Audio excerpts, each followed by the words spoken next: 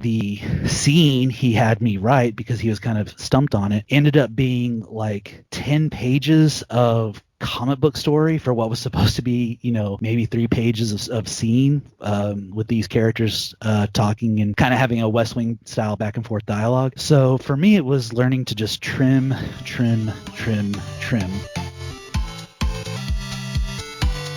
Let's talk nerdy things, like comic books and superheroes,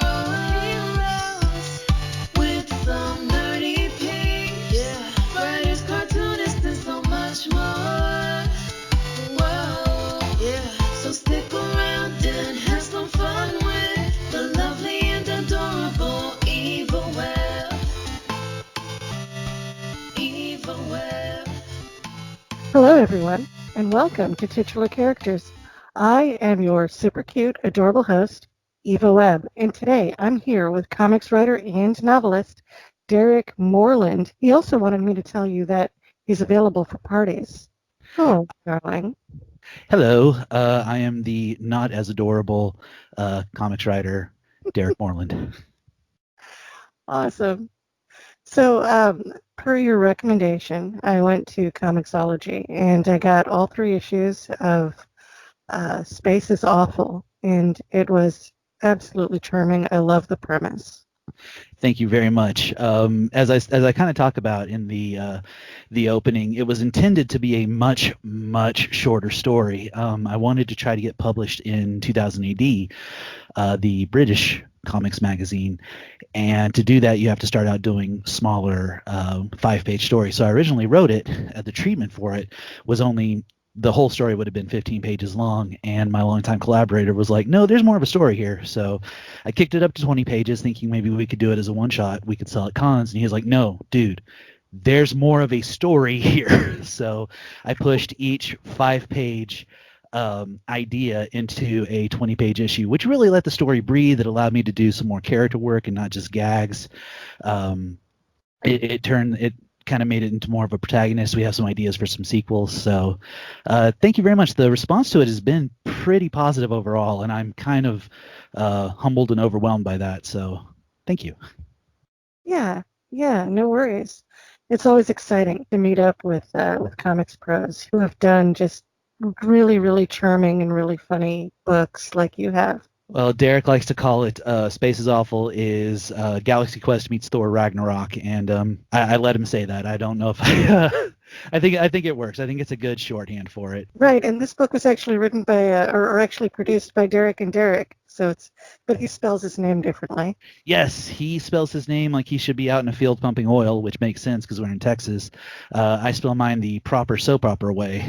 There's a soap opera way. Yes. Fun fact: my mother named myself, my brother, and my sister after soap opera characters. Oh, that is amazing. Yeah, I think I'm Bold and the Beautiful. Josh, I know, was from Young and the Restless, and then Kate, I can't remember. She might have been As the World Turns. I'm not positive, but yeah, we're all named after soap opera characters. Nice. So I guess I'll ask the question I always ask at the beginning of the show. What are you reading right now? Oh, so much. Currently being published, I am completely blown away every single issue by Al Ewing's Immortal Hulk. Chip Zdarsky's Daredevil is doing some tremendous things with that character, that kind of bringing it back to the Miller style without losing the Wade intelligence and thoughtfulness. I've completely drank the Kool-Aid on Hickman's X-Men. I have been buying X-Men as far back as I can remember. I actually own issues 121 through 600 complete of Uncanny X-Men, including all of the tie-in issues to all the crossovers that happened in the 90s, and then all of the issues that Hickman's been putting out. And we just finished X of Swords, and I'm completely head over heels with that. Money Shot from Vault, Tim Seeley and Sarah Beatty, is a tremendous amount of fun. In trade, I'm still I just went on a savage Epic Collection purchase. I've been buying a lot of Spider-Man Epic Collections, trying to get caught back up on that, and a lot of Batman lately. But I think everybody buys Batman. It's just he's arguably the most popular fictional character in the world currently. So it's very hard to escape that notice. It is. I think I have Batman fatigue, just in general. You know, we've That's had fair. so many different events, and there's been so much going on, and it's not that I dislike Batman. You know what I mean? Oh, totally. No, I mean you're absolutely right to say Batman fatigue. It's he's everywhere, and I will say Three Jokers was I'll be polite and Disappointing. call it a letdown. Yeah, I mean, well, I kind of, after Doomsday Clock, I totally expected Jeff Johns to do something like this. Mhm. Because when Jeff Johns writes a comic book lately, this is a relatively new thing for him. Like in the old days, he sort of did it. In fact, he even did it as far back as like Stargirl. But the thing is that like when he writes a comic, there's always this air of, well, I've read a whole bunch of comics. That just becomes more and more of the story until by the time you get to Doomsday Clock and Three Jokers, that's all there is. Oh my God. Three Jokers reads like the sloppiest Killing Joke fanfic this side of AO3. It really does. It feels like somebody, again, like you said, who's really read the Killing Joke and thought about the Killing Joke way too much for a healthy person, and then tried to build on it. And yeah, no, it doesn't work. Well, it could have worked. Like, it could have been maybe 5 issues longer than it was. Mm-hmm. It could have, spoken to some of the motivations there. Um, it could have given us a much more interesting and a much more deep story, and maybe explored some of the things going on between Jason and Barbara. Mm-hmm. But I felt like it was just long enough to get a few action shots in. Mm-hmm. I wanted something more. I even would have been happy with the story the way it was if the ending was anything but what they did. Does that make sense? Oh, totally. No, the thing is, it offers zero explanation. And the whole premise of the story was, we're going to explain the concept of the Three Jokers that was introduced back in this other Jeff Johns story. And it never actually bothers to do that. It just veers off and does its own thing in a very unsatisfying way. And I agree about the Jason and Barbara thing, but that was also something that was played with over in Batman Eternal. It's not like that's new ground to break, so don't treat it like it's new ground to break, especially if you're not going to do anything with it by the end of it. Right. I wish he'd, if you wanted to play with that, make Jason and Barbara a couple. It's well earned at this point. If you want to make it a couple who've gotten together because of shared trauma, sure, that is definitely an angle. It means the relationship's not going to last, but it doesn't have to. Comics are a perpetual second act anyway. But Right. just to like throw it out there like a dead fish and say like, hey, what do you think of these two together? Psych. No, that's not a storytelling point. That doesn't work. Well, it was worse than Psych, though. It was like, okay, here's a love letter. At the end of the love letter, he promises never to talk about it again. Right. To bring it to continuity. Mhm. And then, okay, so like, I know the story didn't say this, but the way my brain read it, my headcanon, was Mhm. that the joke popped up and swept it away. Mhm. That's my headcanon on that story. And you want to talk about soap opera. That feels like a very soap opera, very melodramatic moment in a book that didn't earn that kind of melodrama. That's tried to stay with a very realistic drama. Storytelling wise, it's all over the place. It is a mess. It did have a couple of good moments, though, like watching fake Joker, the first one, get shot in the first issue. Mm-hmm. That was built well. That was a good moment. At that point in the story, I'm like, okay, that could work. That could work. I'm And it's holding up. potentially a very good catharsis for Jason. Like I said, and that's a very realistic drama to play with. And by the way, apologies to Greg Capullo. Jason Fabok is the Batman artist of the 2010s. Fabok is a tremendous Batman artist. The book is gorgeous. I'll at least give it that. I was also really happy that we got Joker Shark. I mean, who doesn't love Joker Shark? I want to see Joker Shark pop up in 20 new appearances and in a million titles, even things that are totally unrelated. Well, I now want Joker Shark to have his own book. we need Joker Shark versus Batcow. That's clearly where this is headed. Yes. Or turn King Shark into Joker Shark. Hey, there you go. The Last Laugh event where they were Jokerized all the villains. They never did King Shark. That would have been way better. Oh, yeah. I don't know. Maybe I'm just tired of him, too. Just I need to get John's break. I think John's fatigue is real, especially after Three Jokers, and I think a lot of people are feeling it. Who would you say is your favorite comic book writer, obviously, other than yourself? Currently writing or all time? Because I feel like those are very different answers. Ooh, both, please. Currently working on comics, I've got to tip my hat to Al Ewing. I've been following Al Ewing since his Zombo work in 2000 AD, which, if you haven't had a chance to read, it's kind of a horror comedy book about a zombie who is kind of the hero of the story. The first volume is Can I Eat You Please? And the second one is You Smell of Crime and I'm the Deodorant. Very, very funny stuff. Some tremendous Beatles parody in the second volume. In the second volume, the President of the United States is essentially Jack Kirby's disembodied head. Really, wow. really fantastic stuff. And then he went on from that to working for Marvel, doing the new Ultimate stuff, Mighty Avengers, and on to, like I said, the book that is just continuously blowing me away every single month, Immortal Hulk.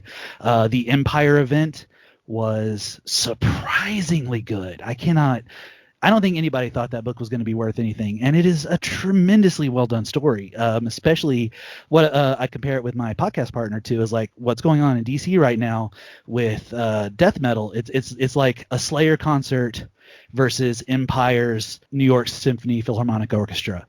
It's, death metal is loud and fun and a million ideas a minute and changes every issue, whereas Empire is all about craft and story and taking these concepts from comics from the 70s and tying a bow on that and being a very well done take on a well-known formula. Geez, all time.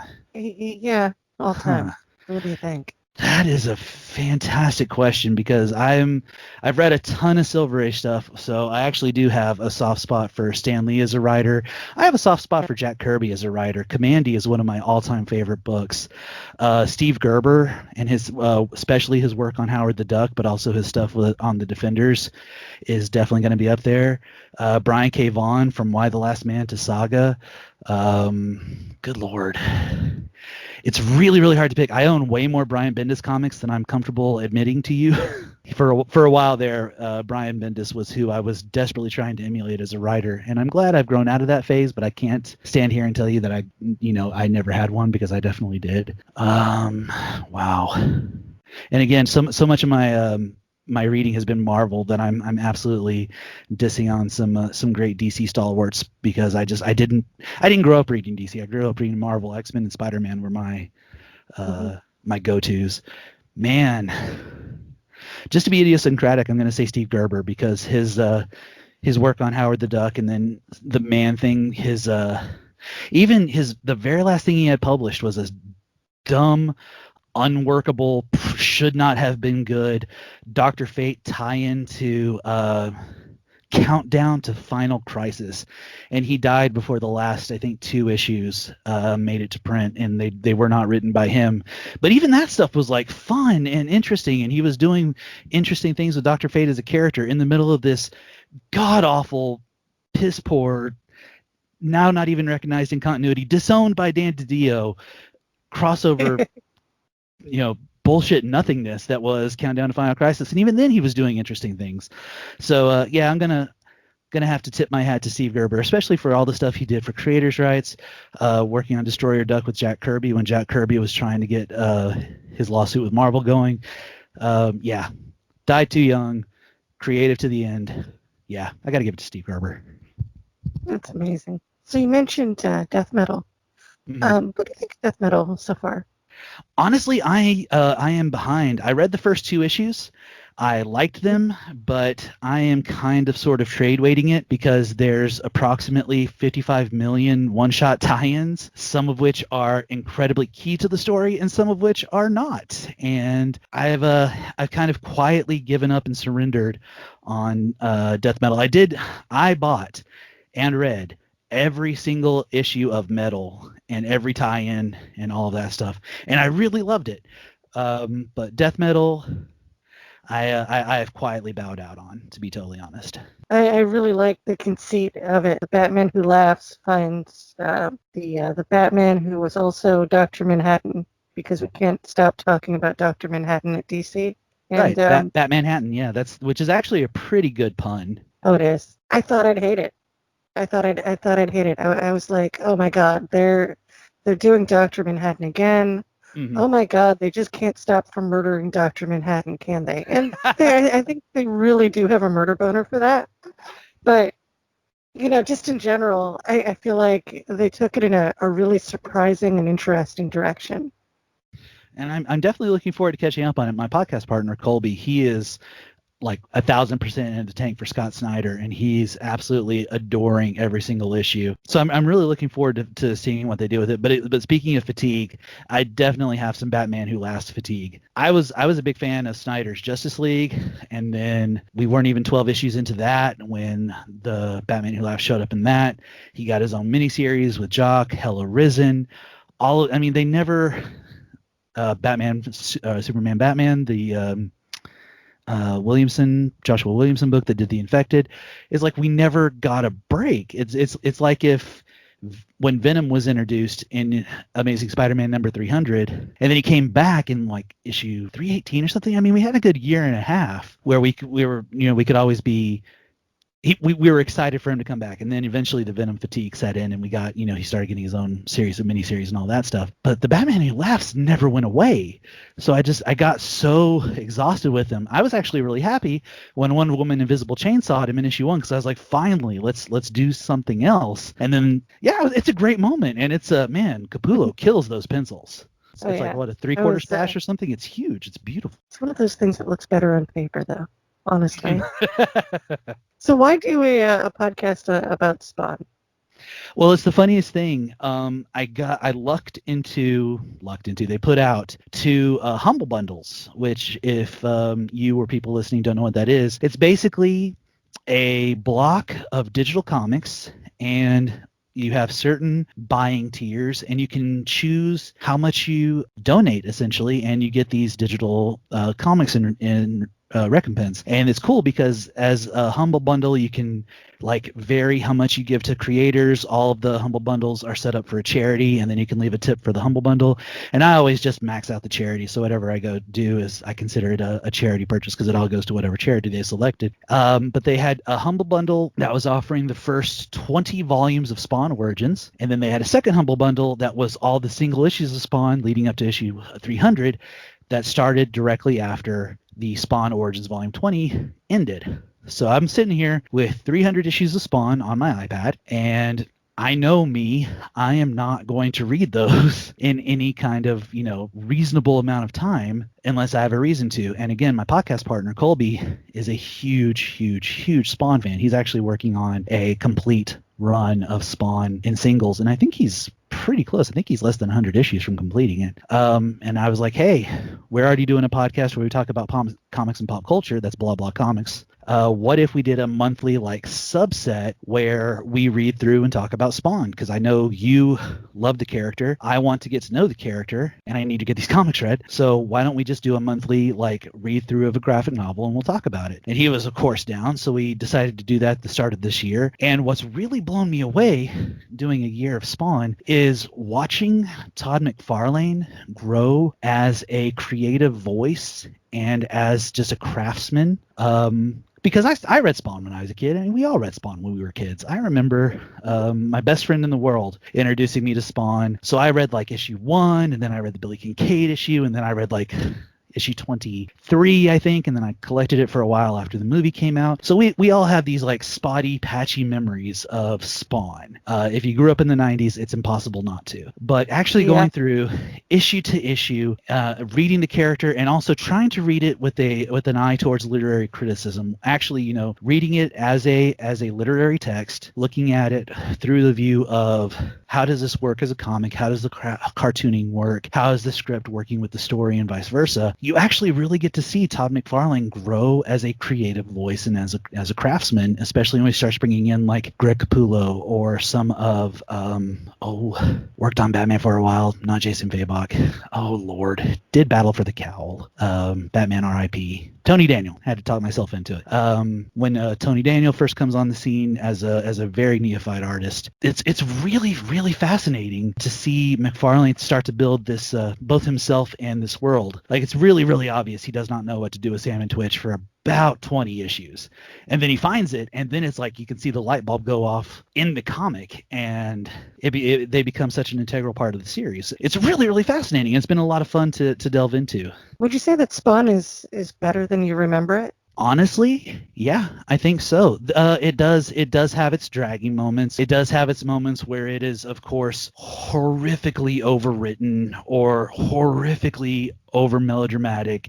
Sometimes the art is so 90s that you can barely tell what's going on the page. But overall, as a long-running, at this point, longest running uninterrupted independent quote unquote superhero comic, yeah, it really is overall a better book, and forgive my cynicism, a better product than I would have initially given it credit for when I started this project. I really expected to go into this project kind of sneering, kind of thumbing my nose at the books, and Colby being more of a cheerleader, and that kind of being the dynamic. But what it's really become is us both reveling in watching these creators find their voices and become better storytellers as the series has progressed. We're almost, I think we finished issue 66 last episode, so we're about 5 years in book time, and yeah, it's been an experience for sure, and I've really gotten to be excited about seeing where this goes. And yeah, there's a couple of volumes where we're both like,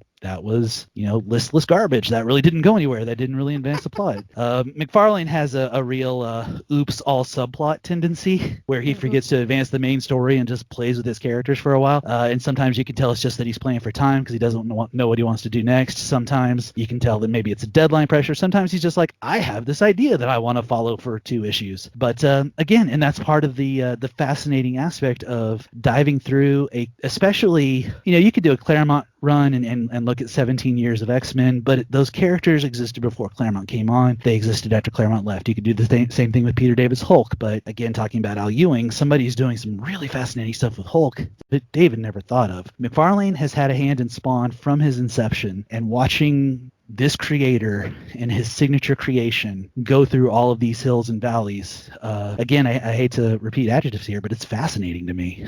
You've written in a bunch of different mediums. You haven't just written comics. That's true. You've written novels as well.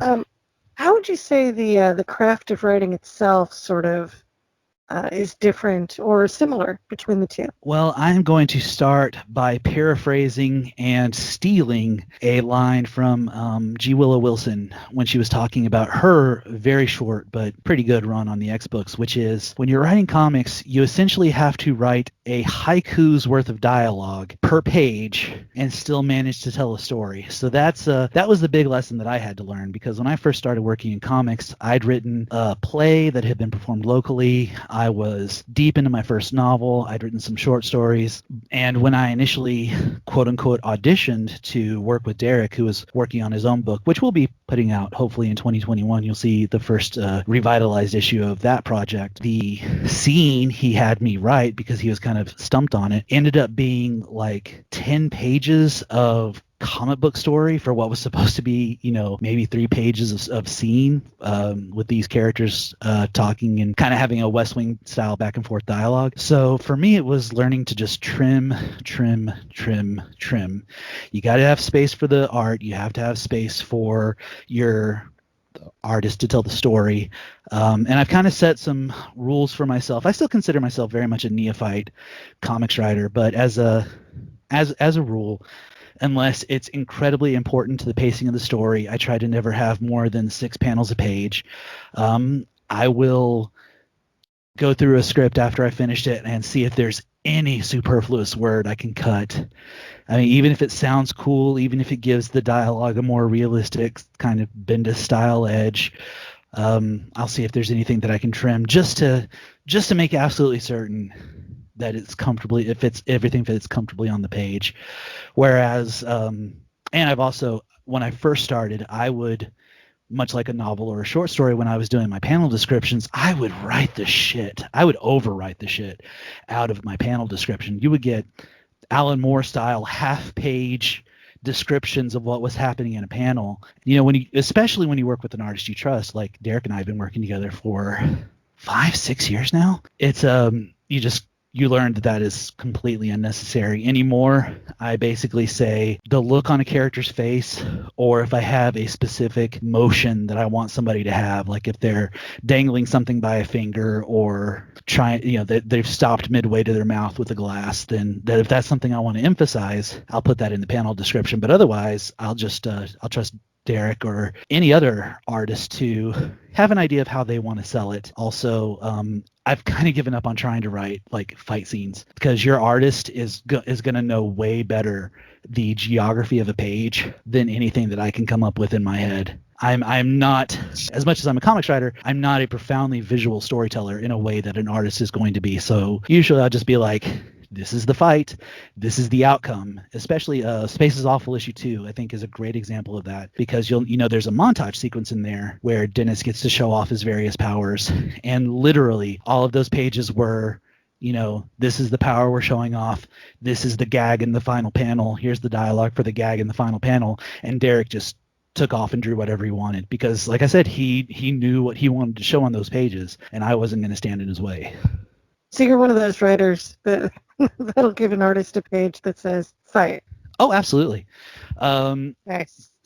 But you have to be able to trust your artist like that. If you try, and believe me, when I first started, I absolutely did try to block out fight scenes in my head, and it wasn't fair to him, because he has a better grasp of what's going to work visually than I did. I'm there to make the character sound cool and to push the plot forward.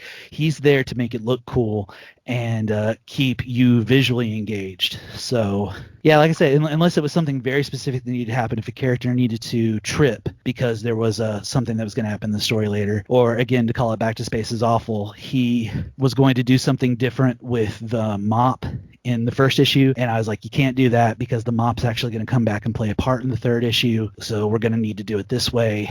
But other than that, just if you can give your artist as much free reign as possible, they're going to send you back pages that just surprise and shock and awe you, and you're going to be just as blown away as somebody picking up the comic reading it for the first time. Was there anything that surprised you about writing comics?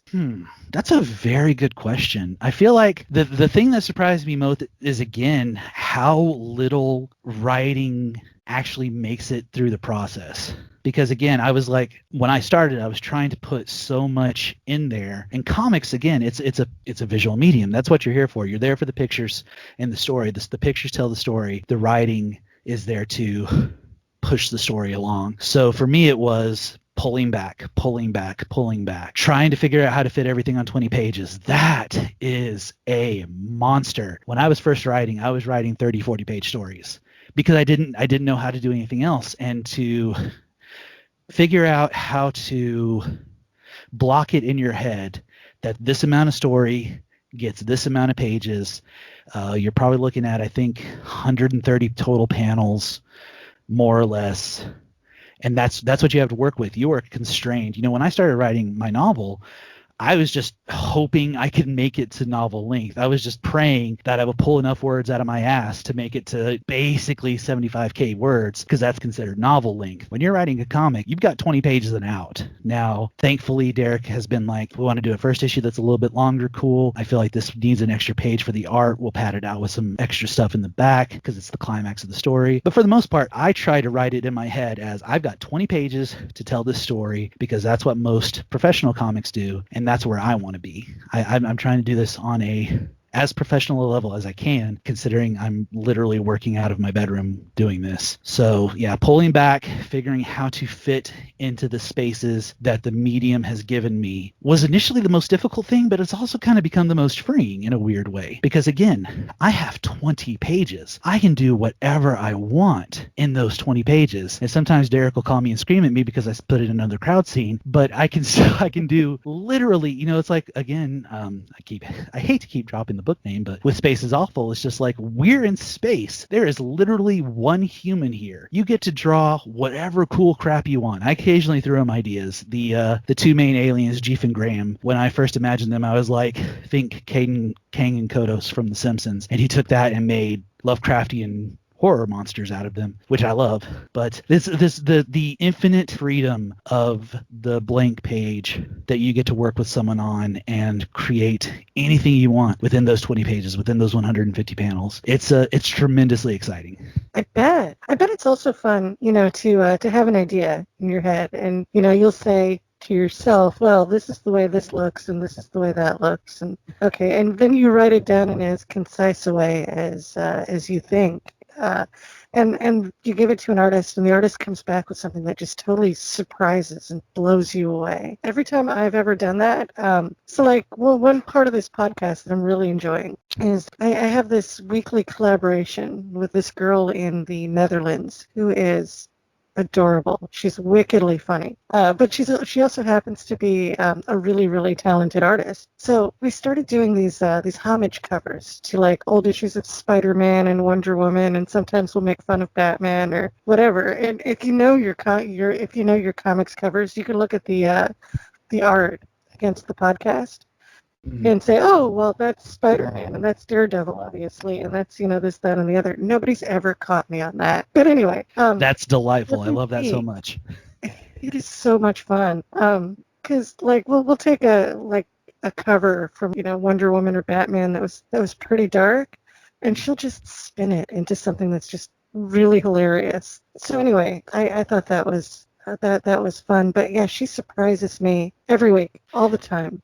All the best artists will. That's what I've learned in my collaborations is you're clicking with someone if your artist brings you back something. And like I say, you're just as excited and surprised and elated as you imagine somebody who's just coming to the book fresh will be. I have to give you one example. In Space is Awful issue 1, during the initial fight, when we cut to the crowd reaction, and you've got the one kind of triangle head kid sucking on a soda, and the one with the antenna kind of has his hand over his mouth like, oh. When he showed me that panel, I nearly cried because it was so perfect, and nothing that I wrote in the script had that panel as any kind of descriptor, and that was all off of his head, and that was all him being enthused and excited by the material, and it was one of those moments where I was like, God damn, we work well together. This is just such we're in symbiosis, we're in synchronicity. This is perfect. I was so thrilled by that. That is always so much fun. When a writer and an artist really just sort of sync up, and you just get something that is sort of greater than the sum of its parts. Absolutely. Piggybacking off of what we were just talking about, you mentioned your children's books and how your artist has done the illustrations for those children's books. Do you want to talk about that a little bit? Sure. This actually came from Derek. Started his own little kind of, so we're D&D Studios, Derek and Derek, and then he started his own little offshoot called Doodles on Demand and started publishing his own children's books. He's got a book called My Magic Boxing Gloves, which is about his 4-year-old who wanted to get into Taekwondo but was too young, so he found some boxing gloves, and Derek wrote a story about that. February, I think, it's like a theme month for artists, and it was about robots. So he did a story called Miki's March about a robot. That was really cute. And seeing my friend and creative partner working on his children's books, it kind of inspired me. And I kind of started thinking how much I love horror and how rare their horror is for children in children's literature. One of my favorite books growing up was The Monster at the End of This Book, which is a Grover book. And of course, the monster at the end of the book was Grover. But he spent the entire book trying to keep you from reading the book because he was terrified of the monster that was going to be at the end. Still love that book. Incredibly influential for me. Yeah. Yes. That was one of the all-time great children's books. Absolutely. It's right up there with Where the Wild Things Are as necessary reading for kids, I feel like. But kind of having that in mind and seeing what Derek was doing, I wrote a book called Schmonster the Monster, which was about Emily confronting the monster under the bed. And the name came from when she told her mom that there was a monster under the bed. Her mom said, Monster Schmonster. So she figured her mom had already met the monster, and that was his name. So she confronts the monster under the bed. Thank you. I was really proud of that.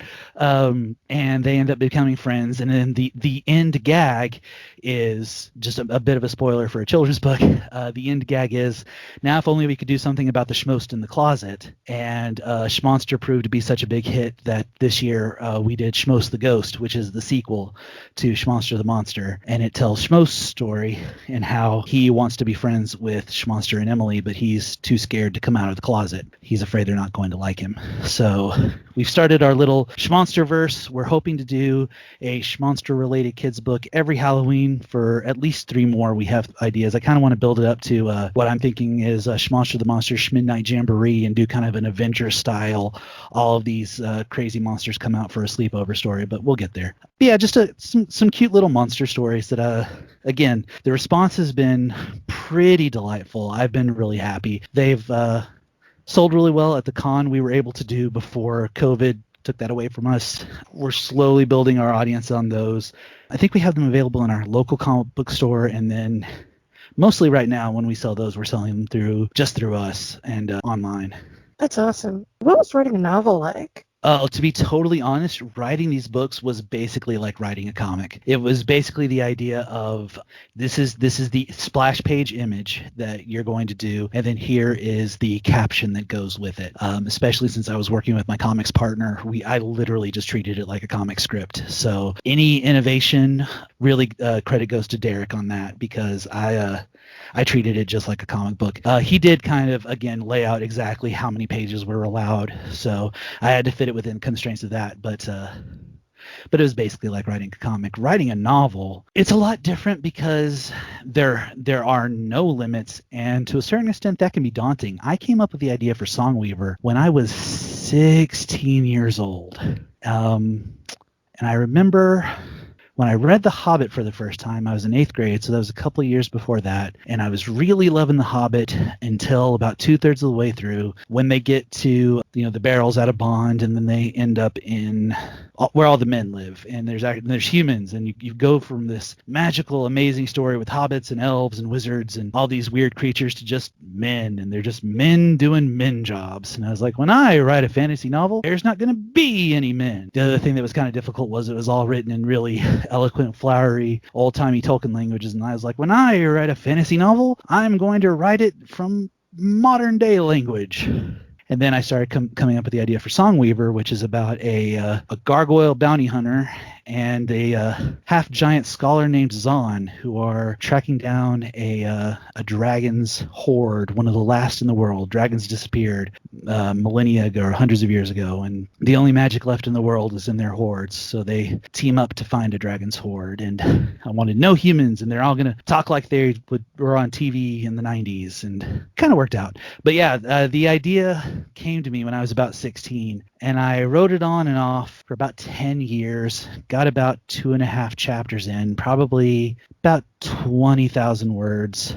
And then I was about 26, 27, maybe actually pushing 30. A friend of mine who I met at work was also working towards his English master's and was going to start teaching at the community college here. And he really, really pushed me to finish the book. So under his tutelage and kind of using him as somebody to bounce ideas off of, I managed to barely get it up to 70,000 words, and then did a couple of rewrites and got it up to just over 75K. Got it where I wanted it. And after about a year, maybe 2 years of submitting to various agents, trying to find an agent to represent me for a publisher, didn't really have any luck there. I decided to go ahead and publish on Amazon, and it is now available on Amazon Kindle, either as a digital Kindle book or as you can order a print copy. And I think it's been out for about a little over a year now. I think I got it published late 2018, early 2019. So yeah, almost 2 years actually.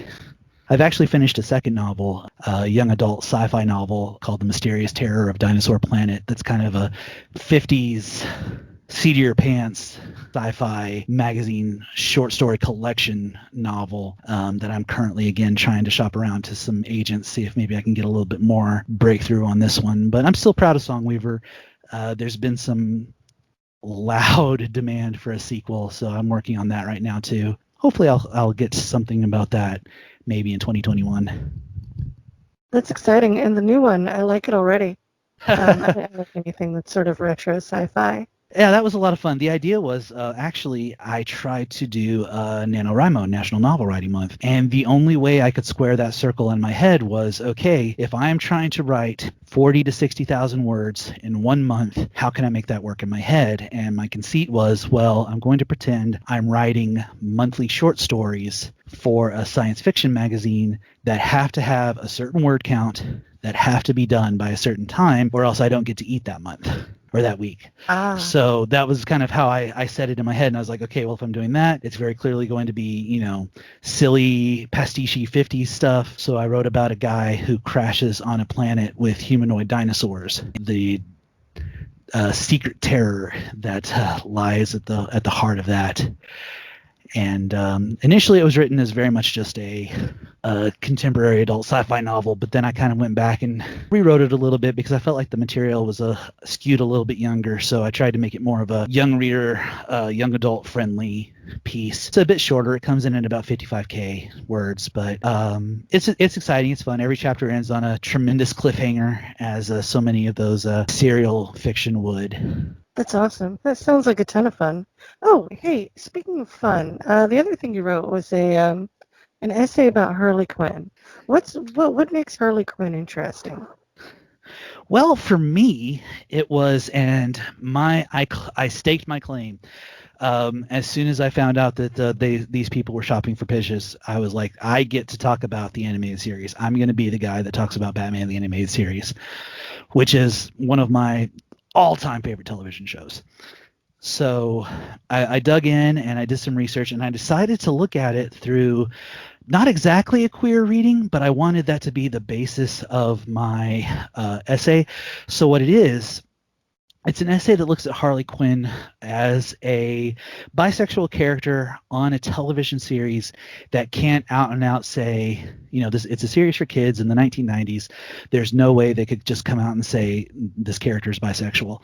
So the bisexual coding of Harley Quinn as the series went on in the 1990s, and how that was relatable to the fans who would follow her past the series and into adulthood. So for me, that was really the hook of the character, and why I wanted to write the essay was initially Harley and Ivy, but much more Harley's Holiday, discovering who Harley Quinn was as a character, watching her find herself through all the subtleties of animation choices and story choices. What really fascinates me is, Paul Dini does commentary tracks for the DVDs of Batman the Animated Series, and when he does a Harley commentary track, he never says anything about the implicit idea of Harley's bisexuality, but it seems so clearly coded, at least into the animation, that it always kind of surprises me that he either doesn't want to talk about it, or he legitimately does not consciously realize he put it in there. But it is a very key aspect to the character, and one that I really clued in on. So, Derek, it's getting to be that time of the evening again where I ask you, if you could be a superhero, what would your powers be? What would you use them for?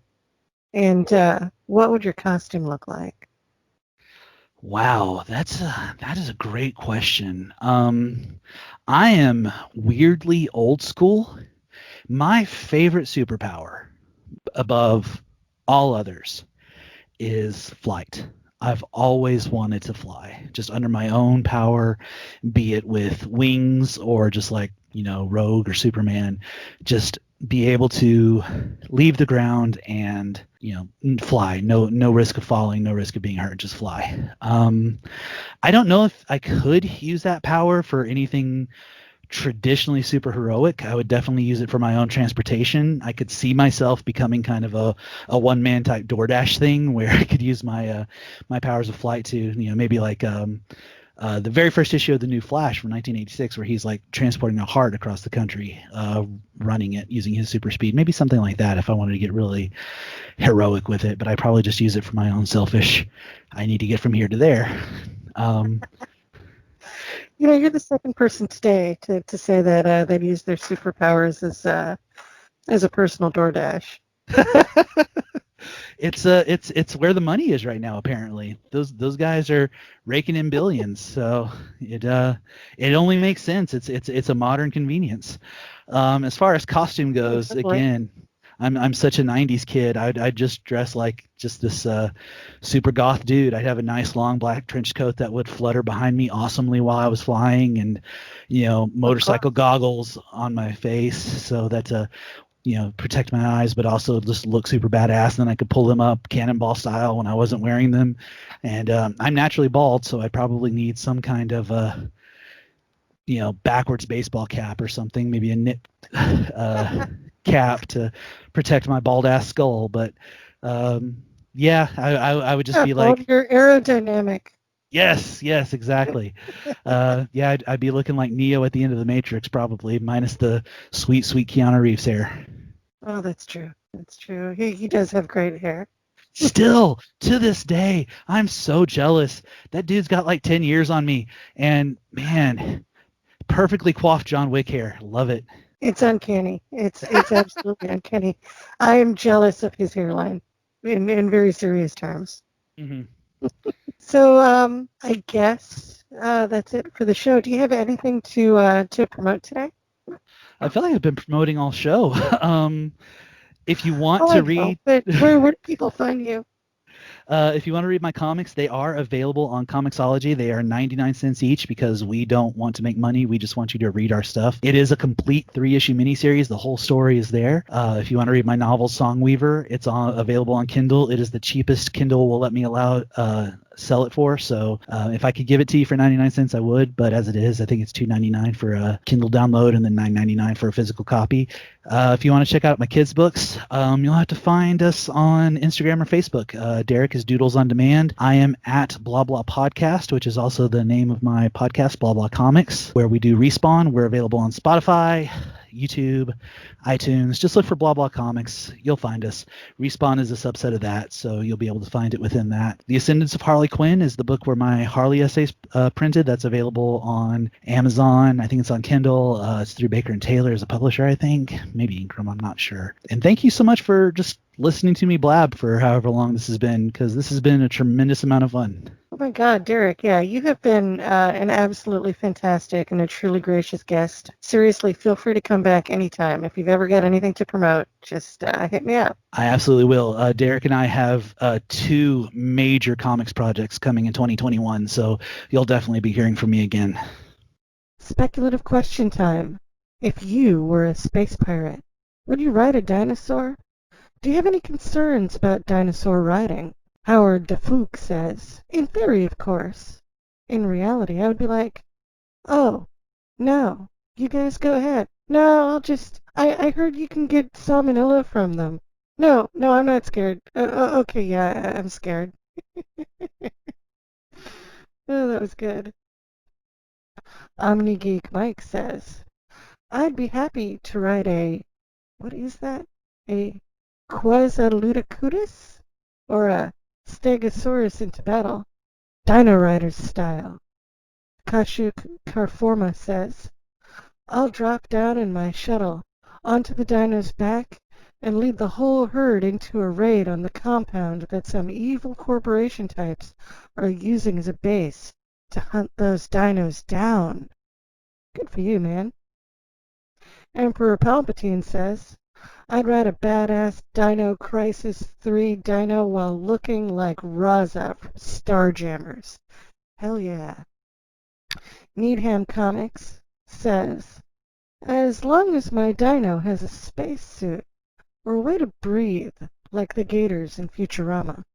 Nerdisms says, without a second hesitation, me and Sir Slothton, I obviously named him, run into a battle against insurmountable odds. However, our crossing paths is the real story, the story of our unbreakable friendship.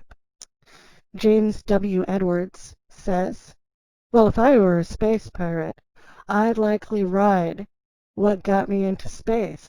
Now, if we're talking petrocycles that would break into the atmosphere, I'd ride one of those.